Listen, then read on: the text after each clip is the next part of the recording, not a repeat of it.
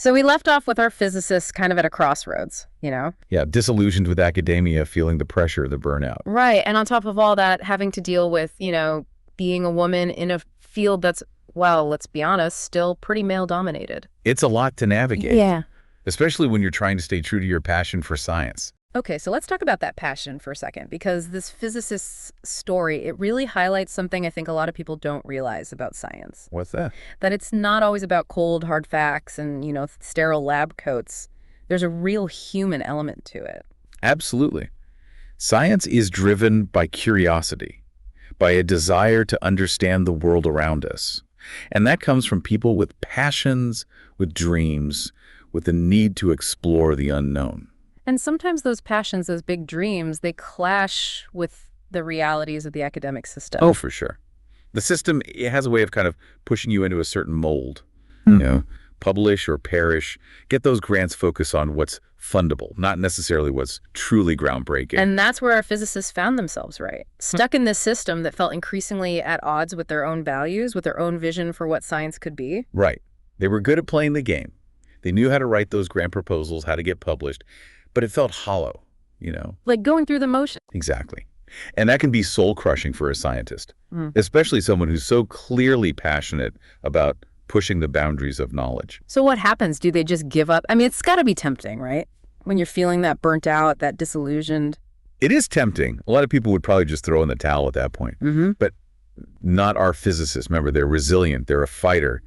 And they have this deep-seated belief that science should be more than just a game.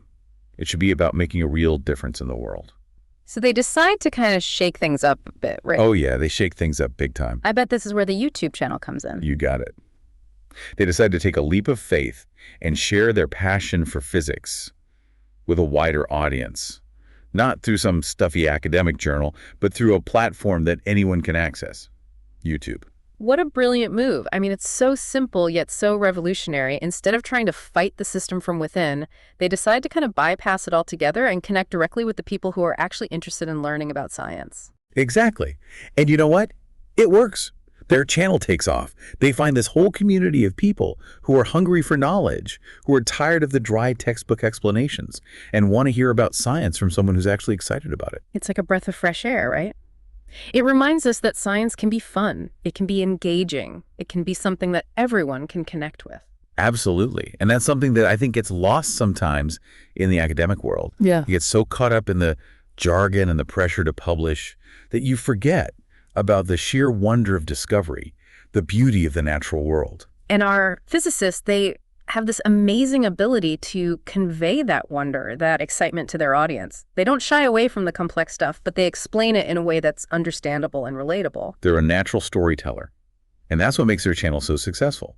People are drawn to stories. They want to hear about the human side of science, the struggles, the triumphs, the moments of aha that make it all worthwhile. And speaking of aha moments, I think we've reached a point in our own deep dive where we need to take a step back and reflect on what we've learned so far. Agreed. We've covered a lot of ground, from the challenges of academia to the power of YouTube as a platform for science communication.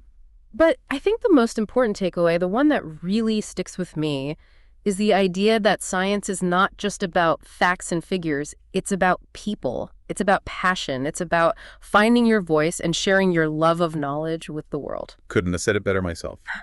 So what do you say?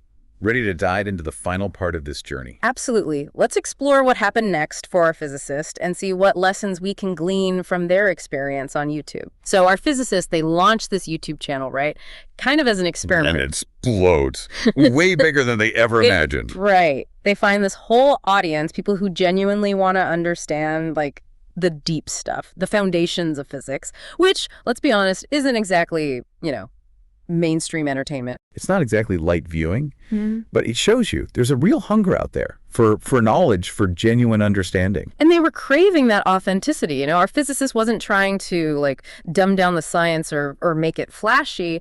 They were just being themselves, sharing their passion. And that's what resonated. It's like people could sense that genuine love for physics, that excitement. It's contagious, It is. It challenges that whole stereotype of the cold, detached scientist. Shows the human side. The passion, the struggles, the aha moments, those are the things that make science come alive. And it's inspiring, right? Especially for younger viewers, maybe seeing someone like themselves, a woman talking about these complex ideas with such enthusiasm. Representation matters. Seeing someone who looks like you, who comes from a similar background, excelling in a field like physics, it can be a game changer. It plants that seed of possibility, you know. It does. It makes you wonder, though, right, about those traditional pathways to a scientific career. The whole academic ladder, the journals, the grants. Yeah. Is that still the only way to make a meaningful contribution to science? Or are platforms like YouTube creating, like, alternative routes? It's a big question, and honestly, there's no easy answer. I mean, the traditional system, it still holds a lot of weight. Those publications, the citations, they're still seen as, like, the gold standard. But you gotta wonder, right? Are those metrics really capturing the full impact of someone's work, especially when it comes to, like, science communication, public engagement? It's like we're still trying to figure out how to measure the value of making science accessible, making it relevant to people's lives. Yeah. And YouTube, it's shaking things up, forcing us to rethink those old metrics. It's like we're in this transition phase, the old guard clinging to those traditional measures of success, and then this new wave of scientists using these digital platforms to reach a wider audience, to have a different kind of impact. And our physicists, they're right at the forefront of that wave. They found a way to break free from the constraints of academia, to connect directly with people who are hungry for knowledge, who want to be challenged, who want to be inspired. And that's what's so exciting about this whole story, right? It shows us that science is not this static, unchanging thing. It's constantly evolving, adapting, finding new ways to connect with the world. And those connections, that's where the real magic happens. When people start to see science as something that's relevant to their lives, something that they can be a part of, that's when we start to see real change. So this deep dive, it's been quite a ride. We started with this personal story, one physicist's journey through the ups and downs of academia. And we ended up exploring these bigger questions about the nature of science, about the future of scientific communication, about the power of finding your voice and sharing your passion with the world. It's a reminder that science is for everyone, not just for those in ivory towers. It's a story about breaking down barriers, challenging the status quo, and making knowledge accessible to all. And it leaves us with this sense of hope, you know, hope for a future where science is more inclusive, more engaging, more connected to the world around us. It's been a pleasure diving into these ideas with you. And to our listener, thank you for joining us on this journey. We hope this deep dive has sparked your own curiosity, inspired you to keep exploring, to keep asking questions, to keep pushing the boundaries of what's possible, because that's what science is all about. Keep learning, keep wondering, keep discovering.